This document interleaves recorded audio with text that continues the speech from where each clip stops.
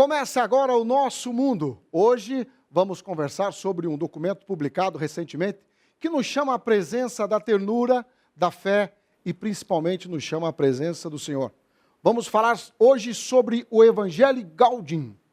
Para nos ajudar a compreender toda a dimensão desse escrito, temos a presença do padre Gilson Camargo. Oi, Bituva, que bom, viu, que vocês mandaram aí o padre para bater um papo conosco. E também queremos o espírito jovem, por isso está conosco, de Piraquara, o jovem Jonathan Martinican. Para você aí de casa que não leu ainda esse documento, a nossa equipe do Nosso Mundo preparou um breve resumo para você. Preste atenção. A alegria do Evangelho enche o coração e a vida inteira daqueles que se encontram com Jesus. É esta a mensagem que dá início à primeira exortação apostólica escrita pelo Papa Francisco, chamada Evangelii Gaudium. No documento, o Santo Padre fala sobre o anúncio da Palavra de Deus no mundo de hoje e traz o convite a recuperar a frescura original do Evangelho, através de novas formas e métodos criativos. O Papa Francisco também apresenta uma conversão do papado, em busca de ser cada vez mais fiel ao significado que Jesus Cristo lhe quis dar e às necessidades atuais da evangelização. Ainda em suas palavras, Francisco alerta para a necessidade de se ter por todo lado igrejas com as portas abertas, relembrando que nem mesmo as portas dos sacramentos se deveriam fechar por qualquer motivo. Em mensagem para todo o mundo, o Santo Padre aponta o que classifica como tentações dos agentes da pastoral, o individualismo, o declínio do fervor e a crise de identidade, além da necessidade de uma revolução da ternura. Entre as palavras de ensinamento publicadas na exortação apostólica, o Papa Francisco relembra a necessidade de se ampliar o espaço para uma presença feminina mais incisiva na Igreja, além do ecumenismo como via imprescindível da evangelização e da necessidade da paz e do cuidado com os que sofrem. O Papa dedica o último capítulo do documento aos que se abrem sem medo à ação do Espírito Santo, trazendo o seguinte ensinamento: se eu conseguir ajudar pelo menos uma única pessoa a viver melhor, isto já é suficiente para justificar o dom da minha vida. Através das palavras do Papa, a exortação apostólica traz verdadeiros ensinamentos e alertas para os fiéis de todo o mundo. Olha aí, ó, que bacana, não? Papa Francisco. A impressão, assim, Padre Gilson, que realmente ele fala no coração de cada um de nós. E isso é bom, né, Padre? Eu acho que, ultimamente, na Igreja de Jesus Cristo, o Espírito Santo tem agido de uma maneira extraordinária, com os nossos 3 últimos papas. João Paulo II, aquela pessoa da comunicação, aquele coração aberto para as multidões. O Papa Emérito Bento XVI, com a sua capacidade intelectual, um grande teólogo, um homem de uma sabedoria teológica incrível e que nos deixou documentos belíssimos sobre alicerçado em conteúdos teológicos. E agora temos um profeta. Temos um profeta destemido, um profeta que tem a coragem de dizer as coisas como elas são. Existe o velho ditado que diz que para o bom entendedor meia palavra basta. O Papa Francisco não usa meias palavras. Como todo profeta, ele não está preocupado em agradar. Ele está preocupado, sim, em ser o profeta de nossos dias. E por isso, este documento do Papa Francisco, não vamos encontrar a mesma beleza teológica dos documentos de Bento XVI, mas vamos encontrar a profundidade da profecia. É um documento essencialmente profético, a beleza do profetismo nos nossos dias. Em pleno século XX, um profeta destemido que tem a coragem de dizer a verdade tal qual deve ser dita. Explica pra gente aí, Evangelium Gaudium. O que quer dizer, Evangelii Gaudium, né? Evangelii São duas Gaudium. palavrinhas latinas, né? E a melhor tradução, sem dúvida, no bom português, né? A alegria do Evangelho. alegria. E o Evangelho para nós, é bom que se ressalte, o Evangelho para nós não é um texto escrito, o Evangelho para nós é uma pessoa. É a pessoa de Jesus Cristo. E as alegrias desse mundo são tão efêmeras, são tão passageiras, porque nós buscamos a todo custo hoje, buscamos uma alegria, mas que é uma alegria que não é duradoura. Porém, a alegria do encontro com Jesus Cristo, ela permanece. É uma alegria que não passa. É uma alegria que mesmo no momento de sofrimento, vamos comparar o momento que a mulher está para dar à luz e ela está sofrendo as dores do parto. Porém, se perguntar para ela se ela está feliz, ela vai dizer sim, ela está numa felicidade intensa. É justamente esta vida cristã. Mesmo no momento da cruz, mesmo nos momentos de crise, quando existe Jesus Cristo no nosso coração, quando nós temos um encontro sincero com Jesus Cristo, este momento também será momento de alegria. E as palavras do Papa focalizam muito bem esta questão, né? Diante das atrocidades da vida, diante das injustiças, do caos que por vezes nós encontramos na sociedade, existe para nós cristãos uma alegria. E esta alegria tem nome. Esta alegria se chama Jesus Cristo. Jesus Cristo, é isso aí.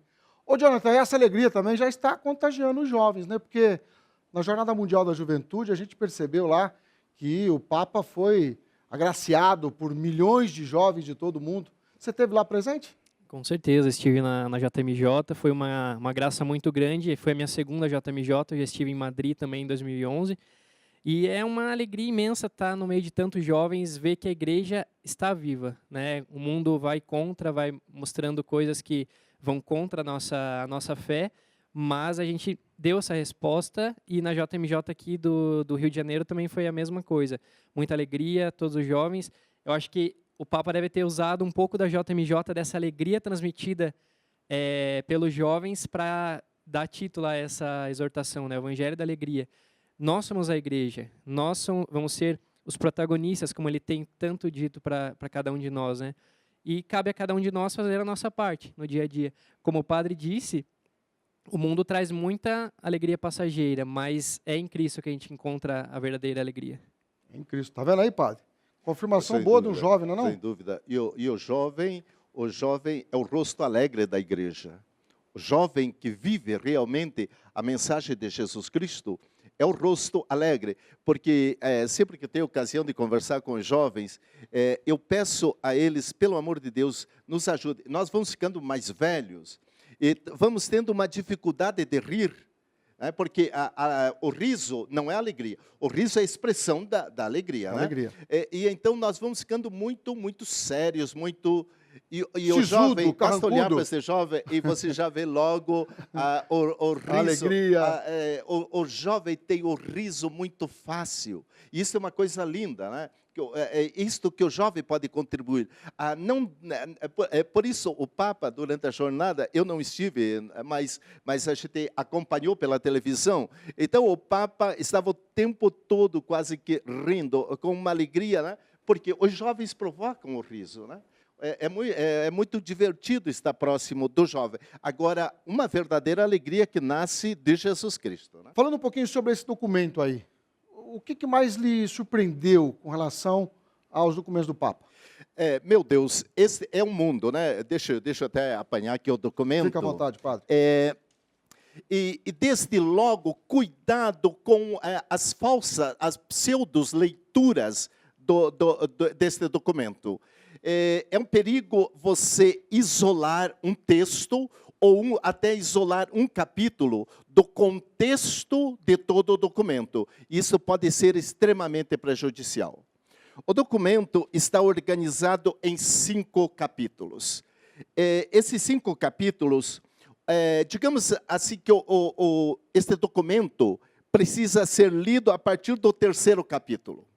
O 3º capítulo, o anúncio do Evangelho, digamos que seja a parte doutrinal, a doutrina do cristianismo que o Papa focaliza de uma maneira extremamente bonita.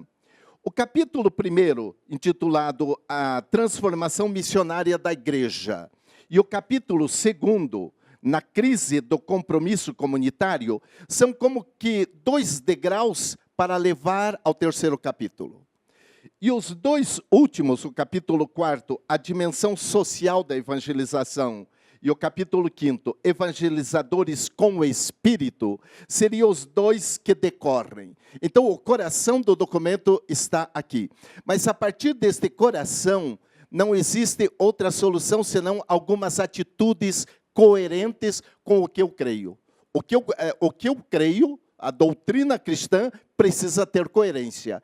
E daí, esta coerência que o Papa nos coloca no capítulo 4, sobretudo no capítulo 5, a dimensão social da evangelização, né?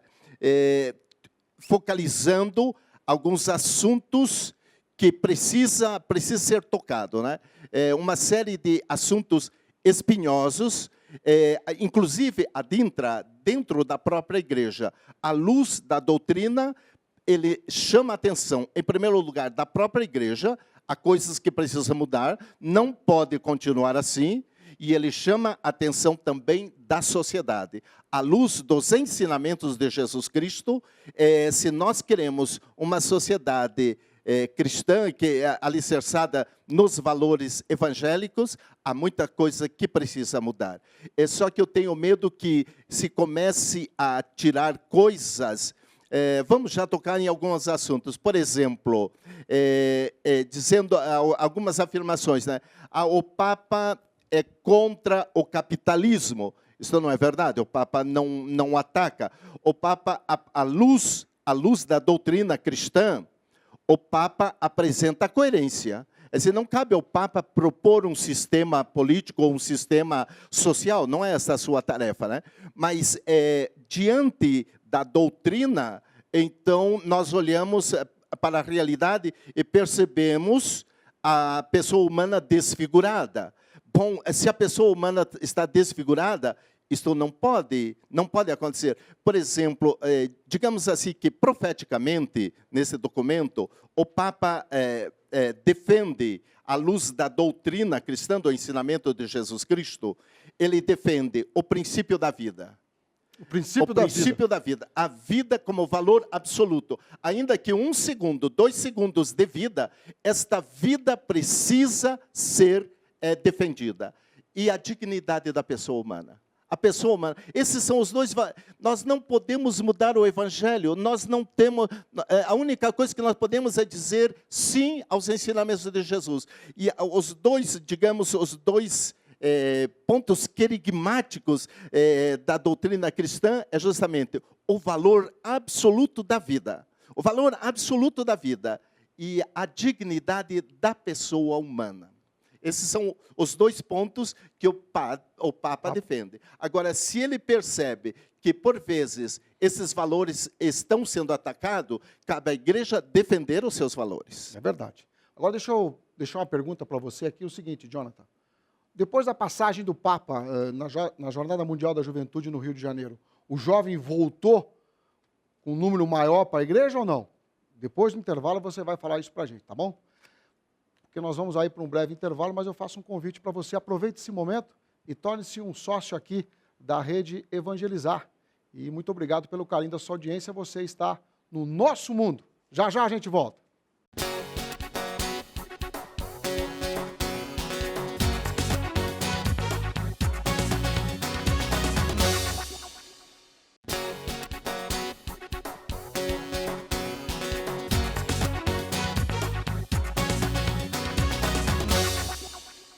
Estamos de volta com o Nosso Mundo. Muito obrigado a você que se tornou sócio da nossa TV. Muito obrigado de coração. E você nos ajuda a evangelizar aqui 24 horas. E hoje estamos falando do Evangelii Gaudium. O padre já explicou aí para você, no comecinho do nosso programa, o documento que o Papa Francisco publicou recentemente. E eu deixei uma pergunta aqui para o Jonathan, para saber sobre a questão dos jovens. Quando da passagem do Papa Francisco na Jornada Mundial da Juventude, se aumentou aí a presença do jovem na igreja. Nós temos um material bem bacana, é um VT, vamos passar aqui para vocês entenderem um pouquinho sobre isso. A juventude sempre trouxe com suas características o poder de revolução e a energia motivadora de buscar seu espaço. Na história brasileira, esta proximidade com a mobilização deu aos jovens um espaço importante em diversos momentos marcantes do país. A Igreja reconhece esta importância jovem e os recebe com um papel fundamental de renovação. Com a 38ª edição da Jornada Mundial da Juventude no Rio de Janeiro, o mundo todo pôde conhecer a imagem do jovem que luta pelo seu espaço, presente nos encontros e movimentos da Igreja há muitos anos. Na política e nos movimentos sociais, o espaço da juventude também é decisivo. No início da década de 90, o movimento formado por jovens que ficou conhecido pelas caras pintadas, saiu às ruas para protestar contra o governo do então presidente Fernando Collor de Mello. Os protestos ganharam força e até hoje são lembrados como um ícone histórico da democracia. Neste ano, o país parou mais uma vez em meio à força revolucionária dos jovens. Os protestos que começaram em São Paulo e traziam a indignação do aumento da tarifa de transporte se espalharam por todo o país, reivindicando diversas outras causas, entre elas a revolta contra a corrupção. Nestes e em diversos outros momentos, a juventude brasileira abraça causas de justiça em busca de um país melhor e mostra o quanto a união pode trazer transformações. Viu só? Transformações. É isso que você tem enxergado depois da passagem do Papa? E também aquela pergunta que eu deixei para você, o jovem de fato voltou para a igreja ou não? Bom, respondendo a pergunta, eu sinto realmente que logo após a jornada teve um aumento muito grande do número de jovens católicos retornando à igreja, não só dos jovens católicos, mas muitos jovens de outras religiões e ateus, inclusive, voltando os olhares para a igreja, voltando os olhares para o Papa, admirando esse carinho que ele tem, não só pelos jovens, mas por todas as pessoas, e como ele cativa isso. E eu sinto sim que houve um aumento, houve um retorno à igreja de muitas pessoas, porém, eu acredito que a gente precisa manter essa chama acesa. A gente precisa continuar nos movimentando. E eu não digo grandes movimentos, como a gente viu os caras pintadas. Eu sinto que hoje o perfil do jovem é de pequenos movimentos, pequenas movimentações. São micro-revoluções que vão se surgindo em cada ambiente que ele convive. Eu mesmo participo de uma ONG que trabalha com crianças carentes e procura transmitir valores para essas crianças e também para os jovens voluntários. Então, eu acredito que se o jovem ele quer realmente mudar o mundo, ele tem que começar mudando a si mesmo, assumindo a responsabilidade. A gente não pode terceirizar a culpa dos problemas do mundo, né? A gente tem que mudar cada um de nós e mudar a sociedade dos que mais necessitam, e nem sempre são mais necessitados financeiramente.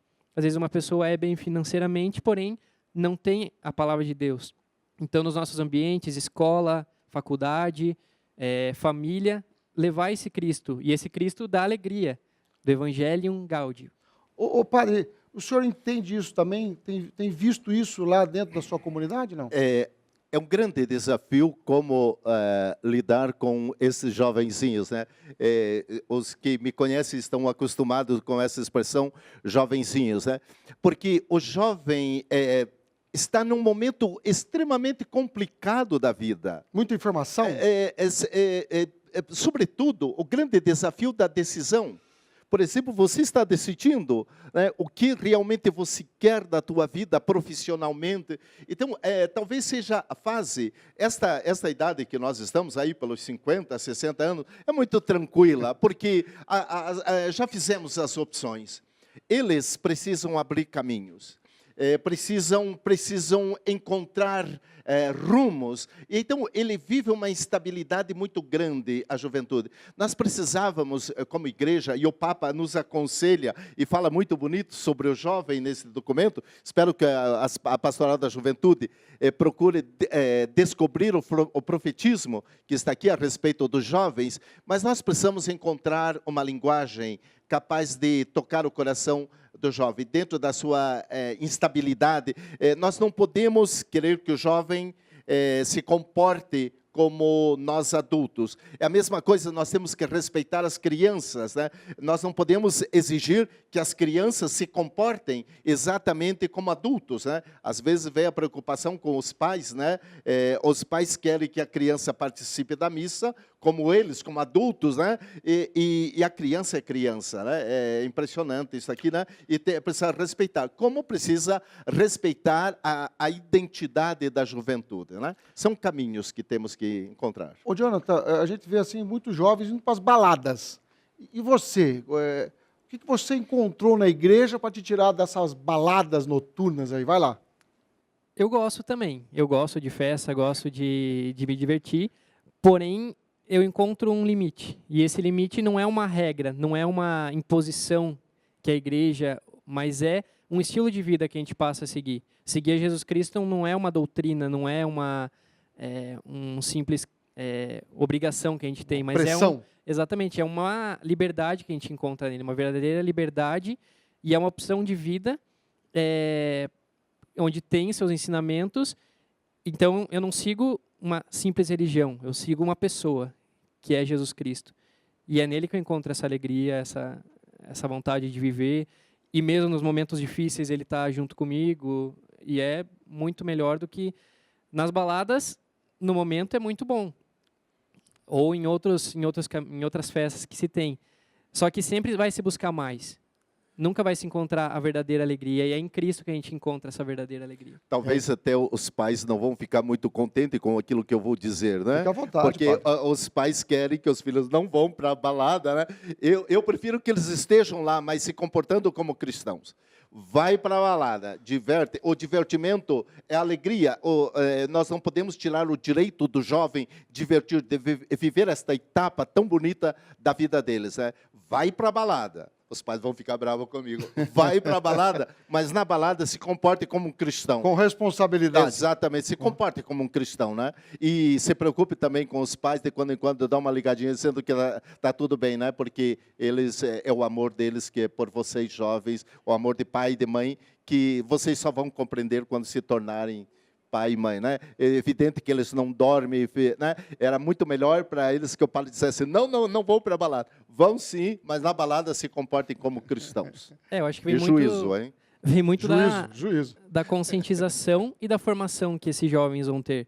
Porque até Cristo e os apóstolos foram na festa, nas bodas de Caná. É verdade. Cristo transformou 300 litros de água em vinho. Então, tudo tem que ser pautado num certo limite, né, padre? Então, se pode beber, pode se divertir, mas tem que conhecer esse limite e nunca abusar, né? Então, esse é o problema, é conhecer esse limite. Padre, voltando no tema aí do documento do Papa, teve algumas pessoas que a gente conversando, acabam ficando um pouco assim, por que a igreja não aceita a mulher no celibato?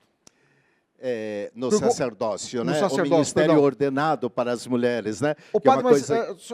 ele foi muito taxativo e foi firme nisso, mas ele deixou uma abertura para isso, né, padre?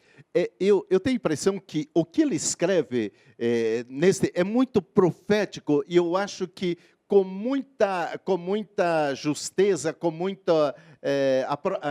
termos apropriados, porque a grande verdade, a força das nossas igrejas está na presença feminina. As nossas paróquias, sem a força, a mulher tem uma força fantástica. A grande verdade, vamos aqui falar bem baixinho, né? Nós, do gênero masculino, nós somos um pouco fracos, né? A mulher tem uma garra impressionante. E o Papa, eu vou ler as próprias palavras do Papa. Por favor. Número 103, ele diz o seguinte: a igreja reconhece a indispensável contribuição da mulher na sociedade, com uma sensibilidade, uma intuição e certas capacidades peculiares que habitualmente são mais próprias das mulheres que dos homens. É claro, o Papa não está abrindo uma guerra entre os sexos, né? Mas está valorizando esta capacidade peculiar que as mulheres têm de perceber certos detalhes que nós, do gênero masculino, não somos capazes de perceber e que elas muito bem percebem, né? E depois o Papa continua dizendo assim, por exemplo, a especial solicitude feminina pelos outros, que se exprime de modo particular, mas não exclusivamente na maternidade. A mulher foi preparada para ser mãe, né? Mas ainda é preciso ampliar os espaços para uma presença feminina mais incisiva na igreja. Porque o gênio feminino é necessário em todas as expressões da vida social. Por isso deve ser garantida a presença das mulheres também no âmbito da igreja.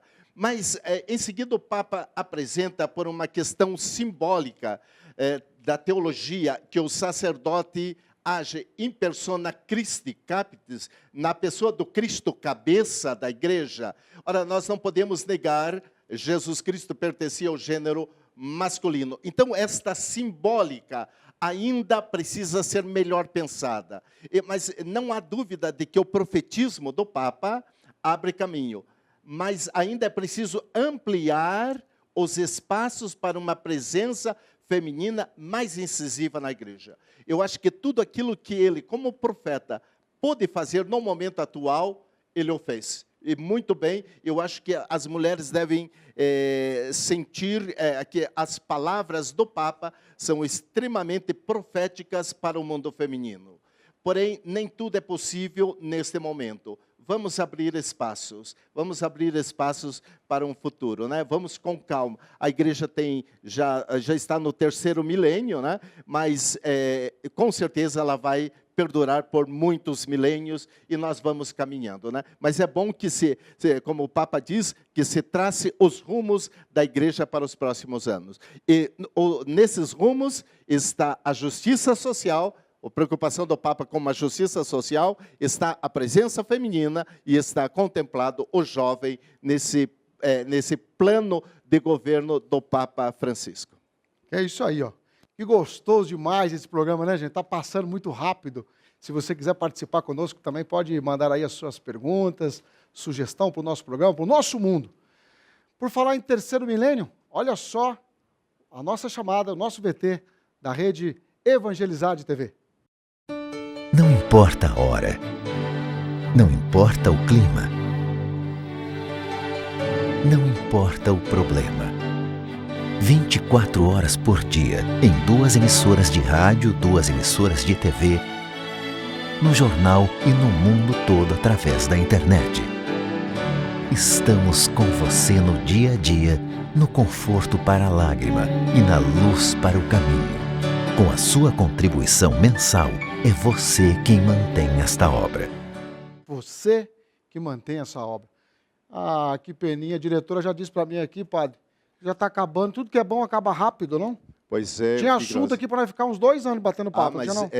Os assuntos aqui deste documento vai por muitos e muitos anos.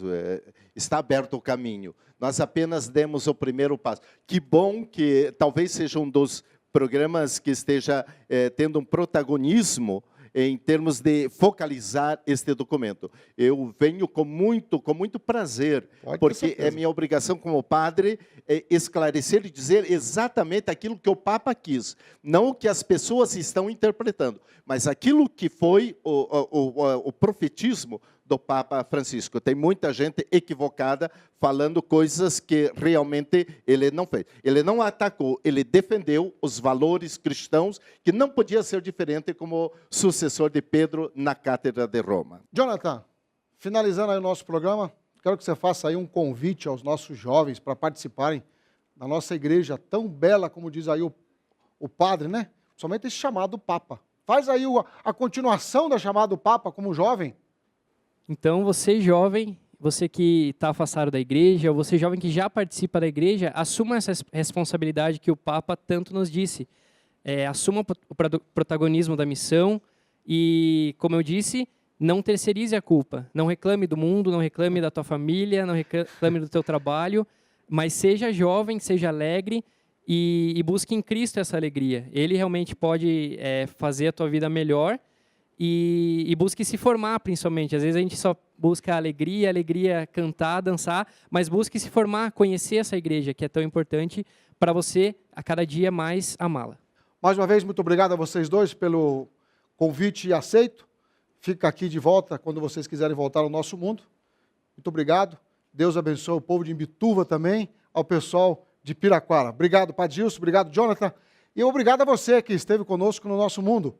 O mundo gira e a gente se encontra aqui na rede Evangelizar de TV. Até o próximo programa. Tchau!